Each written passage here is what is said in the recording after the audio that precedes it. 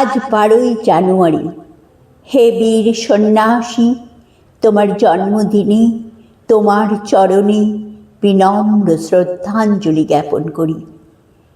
তুমি এই সুজলা সুফলা ভারতবর্ষের এক অভিনব রাজা, মুকুটহীন রাজা, রাজত্ববিহীন রাজা।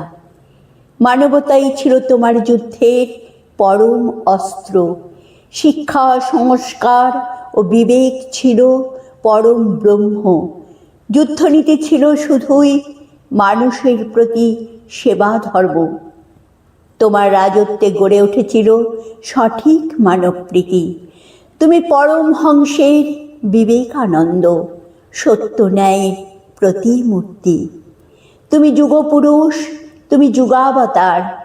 জাতি, ধর্ম, বর্ণ নির্বিশেষে তুমি ছিলে মানব কল্যাণের ব্রতী। তোমার শাশ্বত জ্ঞানে ও কথায় কত সহজে মানুষে মানুষে হিংসা, বিদ্বেষ, বিভেদ, হানাহানি দূরীভূত হয়ে নতুন সূর্যের উদয় হতো নতুন সম্ভাবনা নিয়ে। তুমি মানুষের মধ্যেই ঈশ্বর খুঁজে নিয়েছিলে।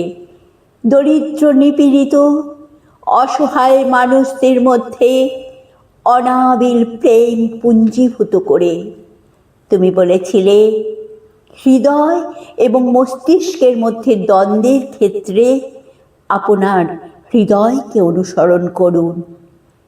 হে বীর সন্ন্যাসী, ভারতবর্ষের মেরুদণ্ড ভেঙে গেছে। ভারতবর্ষ আজ পঙ্গু। নোংরা রাজনীতির থাবায় মানুষ জেরবার, জর্জরিত, প্রতারিত। তোমার মতো রাজা চাই সন্ন্যাসী, তুমি আবার জন্ম নাও। ভারতবর্ষকে নতুন করে জাগিয়ে তোলো, নতুন ভাবনায় বাঁচিয়ে তোলো। ভারতবর্ষকে নতুন করে জাগিয়ে তোলো, আবার নতুন ভাবনায় বাঁচিয়ে তোলো।